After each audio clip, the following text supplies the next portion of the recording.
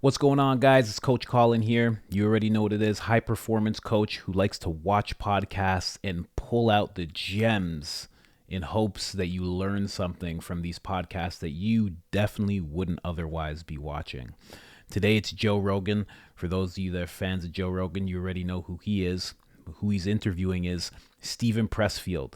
Stephen Pressfield is an author. He wrote a book called The Legend of Bagger Vance. He wrote a book called The War of Art, where he talks about resistance.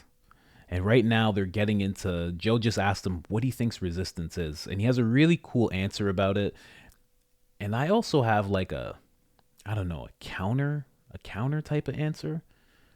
It's a really cool clip. And this guy, what this guy does is he brings back the Joe that we all know and love. You know, recently with everything that's happening in the world, Joe's gotten real political. He's gotten real into, the thing that happened for the past 2 years, and the thing that's been going on with people and genders and stuff. Yeah, he gets into that quite a bit nowadays, and I always miss the DMT Joe Rogan, and this guy kind of brings out that metaphysical side of Joe, which I really enjoy. So check this clip out real quick. Stephen Pressfield talking about what he thinks the source of resistance is. Let's get it. So this is a long way of saying that the ego, which is, right, your I part, the part that identifies with this body and with the ego, wants to be in control, right? The ego is where you drive down to the store, you get it, whatever it is, right? But when you're trying to tap into that greater intelligence, like if you're writing, if you're trying to come up to, if you're a musician, if you're any kind of creative person, you're trying to surrender to that self, to that greater self. And I feel like the ego hates that. The ego knows if you make that shift to identify with that greater self, then the ego is out of business. So I think, this is my theory, that the ego produces resistance to try to stop you from connecting and trusting and believing, because it is a leap of faith, right, to get to that other level, wherever it is. So the ego says to you, who do you think you are to try to tap into that thing? Who do you think you are to come up with this idea? It's been done 1,000,000 times better than you'll ever do it. You don't have the chops to do this. You're going to fall on your ass, et cetera, et cetera, et cetera. Or let me distract you. Why don't we chase some women? Why don't we get drunk? Why don't we hang out with our buddies? Whatever it is. But so I think that what the ego wants is to maintain its control, right? And if you make that shift into that greater self, that's when you really are starting to tap into great stuff. That's where the great stuff comes from. Yeah. Right? And that puts the ego out of a job. At least this is my theory, Joe. So I think that the ego produces it. I mean, it's interesting, sort of animals. Yo, so this is what I think. I think he's right about it being the ego. I think that's 100% right. But I think his reasoning to why it's the ego is wrong. See, your ego is made up of your ego's like a defense mechanism, right? And it's been built by you, by your own mind, over years of you getting hurt and being made to feel vulnerable and embarrassed and all of those negative emotions, jealous, like all those things. Your ego's made up of all that stuff. And it's just things that you went, oh, I hate this. I hope that never happens again. A little bit of your ego forms. Something else happens to you. You're like, wow, I hope that I never feel that way again. A little bit of your ego forms. Wow, that felt amazing. I want more of that. A little bit of your ego forms. And it just keeps doing that until it's this whole shield around you. And I think the reason that when you're doing big things, resistance builds and it's the ego, I think it's because the ego steps in and it doesn't want you to get hurt. It's the ego has seen you get hurt time and time again, and that's why it exists. So when you start to actually reach out for something more in life, I think the ego steps in and goes, whoa, hold on. It's not that it doesn't want you to succeed.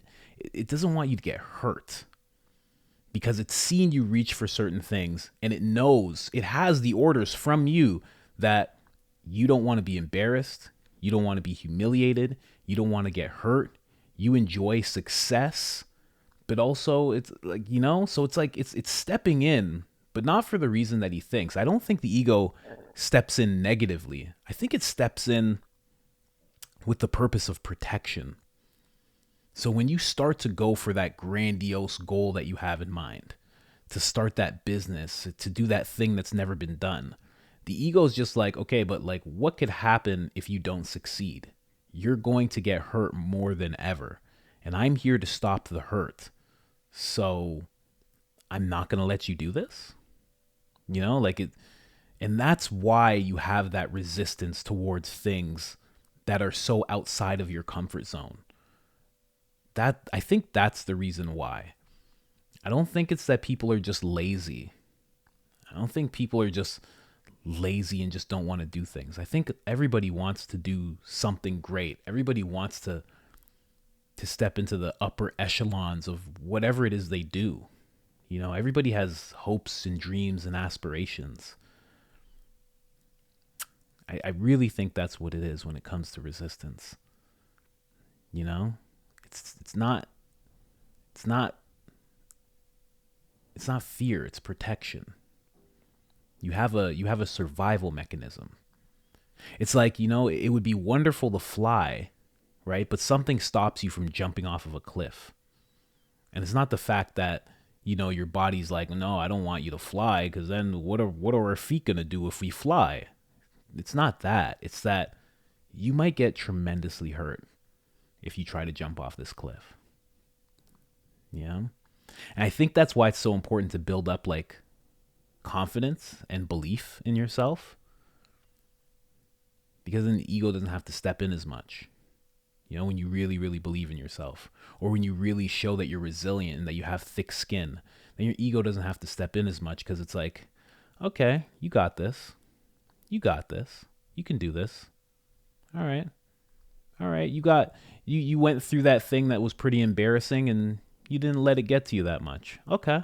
All right. I see you. Okay, go ahead and do it. I don't know. That's what I'm thinking towards that. I got a lot of, I'm not like, most people have a very negative view of the ego. I'm really, really for the ego. Again, because I think it's made up of something that's protecting us. Like, we made our ego. Our ego just didn't pop into existence. Our ego's inside of our heads because it's been crafted by us. Your thoughts might not quite be yours, but your ego definitely is. Your ego was made by you, and it was made for a purpose. So I don't know. I see the ego as something not as negative as people tend to see it. And I'll talk about more views of that later on in these videos that I make. But yeah, really, really cool perspective that comes out of this podcast. Steven Pressfield is like, he just has a lot of out there thoughts that really make you kind of question yourself. And I love that in people. And he really brings that out of Joe in this episode. So definitely check it out. Type in Joe Rogan, Steven Pressfield, and get his book. The War of Art is absolutely incredible. Then he has another book called Turning Pro. And then, of course, The Legend of Bagger Vance, which, if you don't know, check it out. Other than that, yeah, that was the video, man. Like and subscribe. Check it out. Like and subscribe. I'm uploading daily. I'm doing this daily because I love it. I love podcasting. It's the thing that got me into thinking about myself as someone who could do and be more. And it opened up my mind so much. So I hope it does the same for you. All right, I'm out. Peace.